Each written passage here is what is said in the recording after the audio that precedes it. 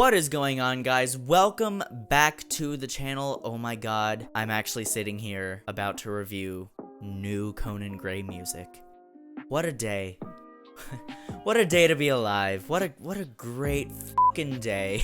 If you're a newer viewer and you're under the impression that I am primarily a music reviewer, I just want to go ahead and correct you right off the bat. I, for the 5 years that my channel has existed, have almost exclusively talked about movies, shows, and a couple video games here and there, really just The Last of Us, honestly. It wasn't until recently that I started reviewing music with my recent review of Guts by Olivia Rodrigo, which was a massive release, so of course I was gonna review it. But also, music has genuinely meant almost as much to me throughout my life as all of those other artistic mediums have, and I've wanted to review music for a long time, but I wasn't quite sure if I wanted to take that leap, because when you become known for only talking about one specific type of thing, it is a little scary to start talking about other forms of art, but I don't give a shit. Fuck it, I'm gonna talk about movies, games, music, really whatever form of artistic expression that I want to talk about. And today, yes, we are reviewing Found Heaven by Conan Gray, a brand new album that literally just dropped tonight, less than 2 hours ago from the time in which I am filming this right here and now. I should start off by saying that Conan Gray is literally my favorite artist. I say currently, but he's been my favorite artist for a few years, or a couple years at this point, so I don't really think that stamp of approval from me is really gonna go away anytime soon. His music just means a lot to me, and a lot of it, in a lot of ways, was very formative for me at a very formative part of my life. So his music just genuinely really resonates with me. I've always felt very understood by it, and also just who he seems like as a person is just really cool, such chill vibes. He's so funny and just chill and low-key. I don't know, I love him. So with all of that stuff factoring in, this might as well have been my most anticipated album of all time. No pressure, Conan. I absolutely loved both of his previous records, with his debut, Kid Crow, and his sophomore effort, Super Ache, which just might be my favorite album of all time. He also had a fantastic 5-song EP titled Sunset Season. And also in the lead up to this album, with all the singles he was dropping, I loved pretty much almost all of those singles, and also the whole aesthetic and tone shift of not only the music and the sonics of it all, but also the fashion and the photo shoots, and just the lead up to this album did nothing but get me even more hyped for this masterpiece, essentially, that Conan was pitching us. But is it the masterpiece that we were all so deeply hoping for it to be? This is definitely Conan's most ambitious album yet. It feels ripped right out of the 80s, as well as providing us with some of the best that the 90s had when it comes to ballads. His vocal style on this album, the production, everything is so new to Conan, despite the fact that he has dropped hints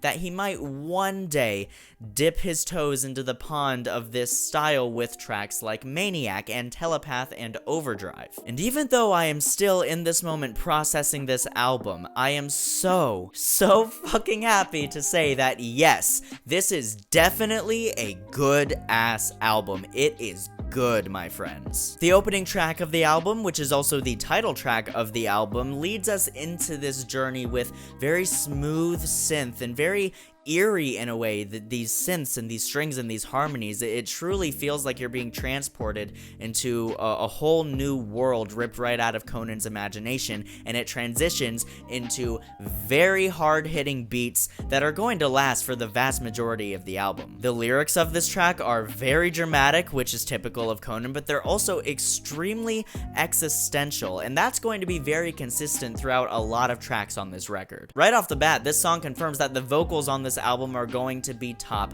tier. This song in particular provides us with some very impressive vocal deliveries from Conan, some of the best he's ever done. There is some interesting pitch shifting on the chorus where his voice like pitches up like note after note, and that was a little weird the first time I heard it. I have now come to like I enjoy it. It doesn't annoy me, but it is interesting. Overall, it's a great intro to the album, presenting us with this feeling of, don't be scared of what you're feeling right now. That feeling is love. You have found heaven. And the title of this album It's not even a double entendre, it's like a triple entendre. Does that make sense? Is that a phrase? I don't fucking know. Then we get into Never Ending Song, which was the first single, I believe, that was dropped from this album, and this song is an absolute certified banger. It starts off with these incredibly fast-paced drums that lead into an insanely catchy synth melody. The song as a whole actually has a very great fast pace to it, and also Conan's lower register.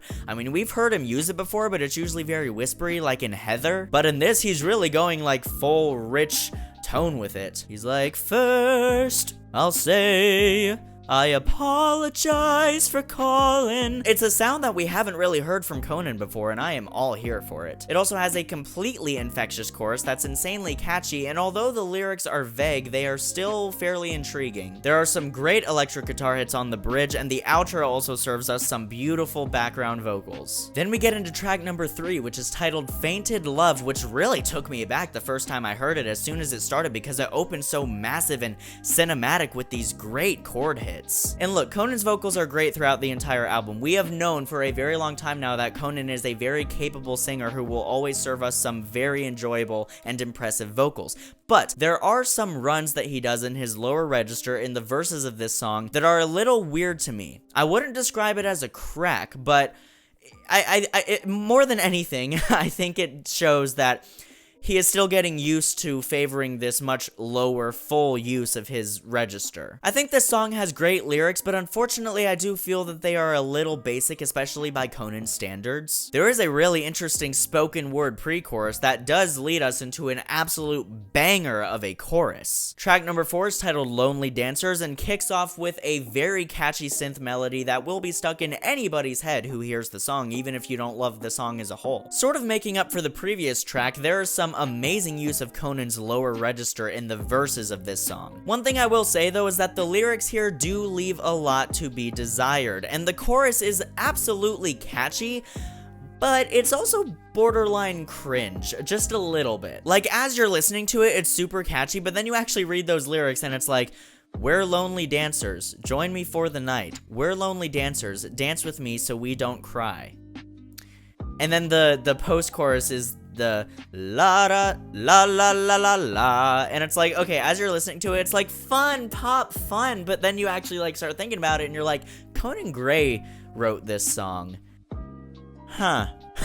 But as I said, it's an amazing piece of dance pop. I mean, it is absolutely a certified banger for sure. The pacing of the song is absolutely great, and the beat goes so hard. The drums are really pretty much brought to the top of the mix here, I would say, but it really just works to the benefit of the song. And a lot of other songs that can be very jarring and it can kind of give you a headache, but it's mixed very well in this song. I will also say it has a great bridge with some of Conan's signature humor with the I hope he dies, that whole line. Next track is titled Alley Rose. This was also the final single of the album release, and it is the first song on the album in which Conan is serving us with an absolutely devastating ballad. It has these beautiful strings and the most emotionally impactful chord progression. It's very moody and sentimental and melancholic, and it transitions into an absolutely massive chorus that solidified my stance that I am going to use this song in one of my movies someday. It is just the most cinematic, heartbreaking chorus with some of the most amazing vocal melodies. I mean, they're genuinely soul-crushing. But if the chorus wasn't devastating enough, oh my fucking god, the bridge on this song! It makes me bawl my eyes out every time I listen to it. I'm gonna cry just thinking about it. The lyrics on this song are truly genius, and they really speak to my heart. Also, the lead into the final chorus of the song, there's an amazing, amazing vocal in the background that Conan is serving us. He's always serving us those incredible background vocals, because it's super soft when he's like, it's the same chorus we've been hearing throughout the whole song, but it's very, very soft and quiet this time, and then it leads us back into I mean, it's the chorus again, but it's like back to the massive cinematic production, and he leads us into it with an incredible, obviously like a few octaves higher than that and much better than I just did it, but he knows exactly where to put those background vocals to just really pull at your heartstrings. Then we get into the track titled The Final Fight, and right from the start, I'm thinking to myself, am I in a John Hughes movie right now? Is this the opening of The Karate Kid? The chorus of this track has great acoustic guitar that's mixed pretty seamlessly with some great synth and bass, as well as some gorgeously subtle guitar riffs and also some gorgeous vocal harmonies. All of that being said though, I will say it's not the most intriguing song on the album. It's a great listen for sure, but it doesn't quite stick with me and I'm not really sure why. Then we get into perhaps the weirdest song on the album, which is Miss You, and voice so low voice be lowin'. Production wise and vocally speaking, the first portion of this song kind of reminded me of some classic Lady Gaga tunes. And while this song has a great pre-chorus, I do find that the chorus on this song is a little underwhelming. I mean, it's almost non-existent, but I can't deny the production is so cool and interesting and creative and moody. It's why I think this is one of the weirdest songs on the album. It has fairly unpredictable production, and I'm not really sure how to feel about it, but I mean, props to them that they made a song that I don't really feel like I've heard before. Needless to say, this one might take some time to grow on me, and while this song may, in my opinion, be the weirdest song on the album, I think the one that sticks out like a sore thumb the most is this next track, which is titled Bourgeoisiesis or Bourgeoisiesis. And once again, at the start of this song, I'm thinking to myself, this is a Lady Gaga song. And not in a bad way. I don't want to say like he's ripping off Lady Gaga. He certainly brings, Conan certainly brings a unique flair to it that feels like his own, but it still does remind me of some classic Lady Gaga tracks from albums like The Fame and The Fame Monster. I'm also really digging a lot of the vocal production on this song, but the chorus, if I think about it deeply enough, this song, I feel, definitely tackles themes a little similar to a track from Conan's debut album Kid Crow, the song Affluenza in particular. Conan never flops with a melody. His melodies in this song, like all of his other songs in existence basically, are insanely catchy and like it's good, but it's just, I don't know. I don't know what it is. Sorry, I wish I could give you a better phrased reason. It just doesn't stick with it. Feels like, okay, like what is okay, like it's one of those like very chanty choruses that almost feels like something off of like an All-American Rejects album. I will say though, the bridge is almost entirely vocal layering and experimenting with vocals and vocal sampling and vocal stuttering, and it's really, really cool. It's pretty infectious, pretty catchy, but overall I think the song is kind of just meh. I mean it's great while I'm listening to it, but it just really doesn't resonate with me much. And then we get into the track Forever With Me, which I knew was going to make me cry as soon as I heard the first fucking chord. This song might legitimately be the most heartbreaking ballad that Conan has ever done. And this is the guy who gave us songs like Heather, gave us songs like Astronomy, like Family Line, so that is no small feat. It reminds me of great classic cinematic ballads like Don't Wanna Fall Asleep or My Heart Will Go On in the best way possible. It just has the most crushing lyrics. While I was listening to it, I literally just had to lay down on the floor back there, staring up at my LEDs and my vines and just getting so lost into my head, and I bawled my eyes out. It was so impactful. And the chorus on this one, as if the verses lyrically weren't heartbreaking enough, he has to hit us with this, oh my god! Every lyric of that, I mean, we're not even talking about the production side of it, and as I said, it's very grand, it's very cinematic, reminds me of Aerosmith and Celine Dion and shit, but every single lyric is my experience. One of the most hard-hitting lyrics in this song for me is, "You're the reason I learned to love, also the reason I cry." There's nothing marvelous going on with that lyricism on the surface, but when you listen to it within the context of the song and the point he's making, just this idea that this person is the person who finally showed you that love does exist and you're actually capable of feeling true, genuine love that's not just like a crush. Also being the person that breaks your heart in the most devastating way possible. That's just so real.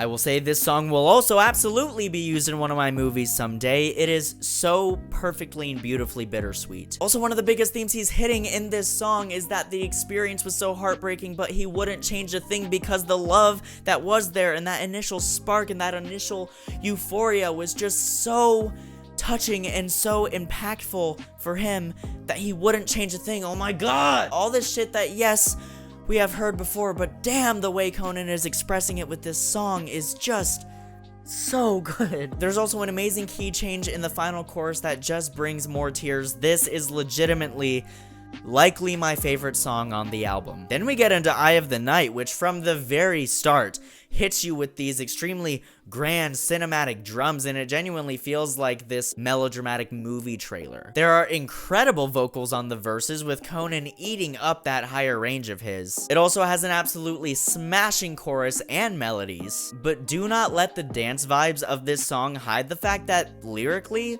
these are some of Conan's best. There's yet another very impactful key change on the final chorus of this song. I love it. At the end of the day, I will say I don't think it's the best on the album. It kind of falls to the wayside for me, but it's a great listen while you're listening to it. Then we get into the track Boys and Girls, in which Conan is instantly jumping into his falsetto vocal range on the verses. This song is very much a cheesy and nostalgic dance floor ballad that feels like something out of a John Hughes film, but I will say I do think that this one is just a little too repetitive in my opinion. It's super fun, but in reality it's just kind of an empty dance ballad that leaves a lot to be desired and gets kind of boring after a while. Great production though. Then we get into Killing Me, yet another single that dropped in the lead up to this album, and oh my god! It starts out with such a moody tone, almost like a horror movie vibe, just slowly building and building, with this super mellow piano and these creeping synth runs bleeding in from the background that are hinting at something big, but you don't really know what. And then leading out of that, the pre-chorus continues to build and build, just so much suspense. And it just brings us into the most banger of all banger choruses. Oh my god, the production, the lyrics, the pacing, it's all so masterful. Just the melody, and as I said, the production and the drums and the beat and just the pace of it, oh, it goes so hard. It goes so fucking hard. The song just never slows down. It is so fast-paced and absolutely enthralling. Also, the breakdowns with the piano and synth chord hits in some of the choruses here. Like the way the first chorus comes in, it's like, oh, you're killing me. And the beat just goes on. But then in these other choruses, it's like, oh, you're killing me. Dun dun, you're not making it easy. And then the beat comes back in. Oh my god, it is so good. It is so good. It is so good. It is so good. It is so good. It is so good. It is so good. It is so good. It is so. The bridge is also incredible, and this is an instance where it doesn't matter that this bridge is lyrically very repetitive, because those crunchy synths and the distorted pianos just really make it for me. This is absolutely another favorite on the album. And that leads us in to the final track, which is titled Winner, and this was actually the first single. No, not the first single. I think it was the second single that was dropped. And this is an absolutely heartbreaking ballad, definitely about Conan's childhood trauma to end the album. I will say I feel like this song is the closest tone-wise to Conan's past music, particularly some tracks off of Super 8, than any other song on this album. That of course being in large part to the soul-crushing lyrics and the gorgeous vocal delivery of them, particularly the chorus that you think is going to be something big, and then it's just like, no, this very soft, like, and you're like, oh my god, this is gonna be a very soft, heartbreaking, very softly sung piano ballad. Nope, it smashes into even more heartbreaking production akin to some past tracks on this album, such as Alley Rose and Forever With Me. It's so grand, and the vocal layering in particular really sells the emotion. The guitar riffs in the chorus evoke such a bittersweet feeling of tragedy and melancholy looking back on your past. The production on this one truly never gets boring. It's always interesting, and it does such a good job at keeping you hooked. The subject matter of this song is very different and very out of left field from the subject matters of pretty much every other song on the album, so in that way it does stand out, but god damn it if this song isn't one of Conan's best. It's a great ending song, absolutely devastating and somewhat unresolved in the best way. So in conclusion, despite some tracks still needing to grow on me, I mean even the worst tracks on the album are still great while listening to them and are leaps and bounds better than your average single from almost any given modern day pop record, this album is beautifully paced, has massive grand cinematic production, very introspective lyricism, and a wonderfully even balance of bangers and ballads, with some tracks blending the two pretty seamlessly. So let's rate this thing. At the moment, I am feeling a solid 8 out of 10 with this album. I almost want to give it a 9, but at the moment, I'm going to stay safe and keep it at an 8. It very much likely will jump to a 9 though in the near future as I continue to listen to it while walking through the massive city that I live in. I will say it doesn't quite beat Super Ache for me. I mean, Super Ache was just such an incredible album on so many levels. It sort of beat the whole stigma of the sophomore slump because it improved upon Conan's debut album, and when it was released was absolutely his best music to date. But also, how can you really compare the two? These albums are so different from each other in virtually every way. And also, Super Ache has had so much time at this point to fester and grow in my mind, and I've listened to it so much, and I've experienced so many things in my life, in my growing love for that album, that just really cements it as one of my favorite of all time. I think it would be unfair to criticize this album for not being as good as Super Ache. I just listened to this album tonight.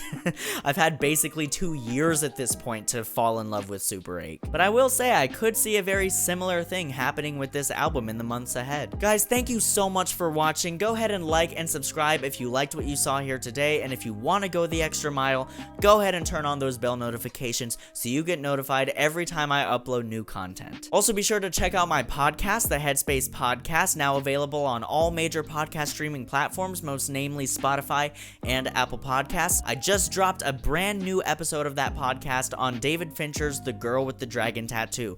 It is a very personal, very vulnerable episode, but that's the whole point of that show anyway, so if you're willing to make that time commitment, please do check it out. It would mean a lot. Also, if you would like to follow my personal and creative endeavors outside of my main YouTube channel, you can follow me on Instagram at @TheXavierReichbaum, which is my public account, or you can follow my account that I made for my production company, Headspace Productions, which is, of course, at Headspace Productions on Instagram. Guys, once again, thank you so much, as always, for watching. I will see you in the next video, and until then, keep writing, keep shooting, and keep editing.